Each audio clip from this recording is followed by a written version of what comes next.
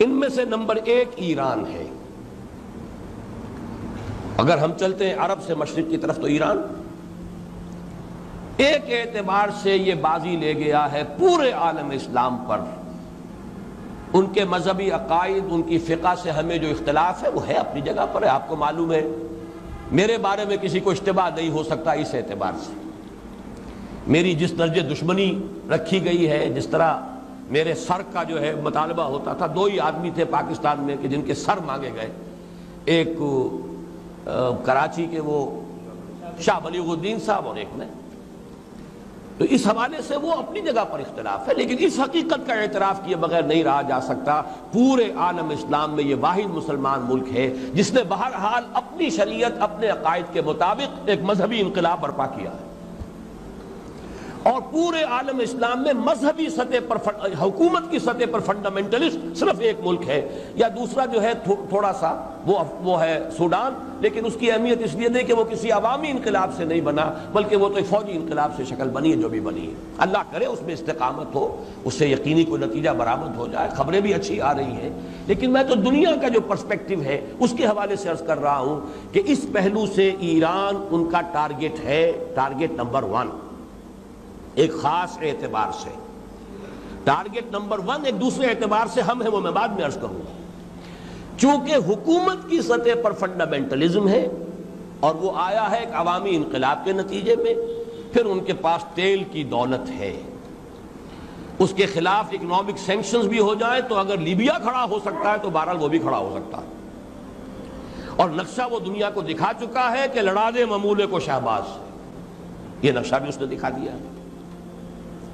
یہ ہے ایران کا معاملہ۔ نمبر 2 پاکستان۔ پاکستان 400 برس کی تجدیدی مساعی کا امین ہے، امانت دار ہے۔ پورے ہندوستان میں مجدد الفسانی رحمت اللہ علیہ، شاہ ولی اللہ دہلوی رحمت اللہ علیہ، سید احمد بریلوی رحمت اللہ علیہ اور ان کا جہاد، پھر اس 20ویں صدی عیسوی میں یا 14ویں صدی ہجری میں علامہ اقبال جیسا مفکر، مولانا مودودی جیسا مصنف، مولانا الیاس جیسا مبلغ، شیخ الہند جیسا مجاہد حریت، پورے عالم اسلام میں ان کا پیرلل کوئی موجود نہیں۔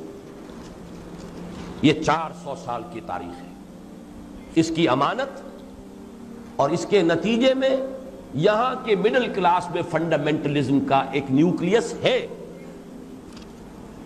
اگرچہ حکومت کی سطح پر کوئی پیش رفت نہیں ہو سکی آج تک، بلکہ اب تو پسپائی ہو رہی ہے، اب پیچھے ہٹ رہے ہیں۔ وہ ہمارے ان سیاسی جو بھی زعماء ہیں، جو جماعتیں ہیں، ان کی غلطی اور الیکشن ہی کو واحد میدان بنا کر اس کے اندر اپنا سارا وقت و توانائی اور قوتیں ضائع کر دینا، یہ ہے در حقیقت جس کا کہ یہ صدا مل رہی ہے کہ اس اعتبار سے تو پسپائی کی طرف ہے معاملہ، کسی پیش رفت کی طرف نہیں ہے۔ لیکن باہر والے تو دیکھتے ہیں نا کہ اندر کیا کچھ مواد موجود ہے۔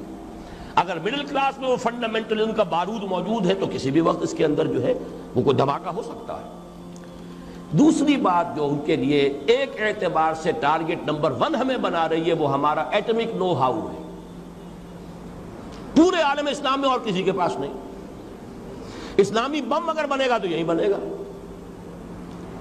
یہ ہے مختلف اسباب جس کے بنا پر ایران اور پاکستان کو آپ بریکٹ کر لیجئے، یہ اس نیو ورلڈ آرڈر یا آج کی میری گفتگو کے حوالے سے یہودی اور عیسائی گٹھ جوڑ کا جو ٹارگٹ نمبر 1 ہے، ایک اعتبار سے ایران ہے، ایک اعتبار سے پاکستان۔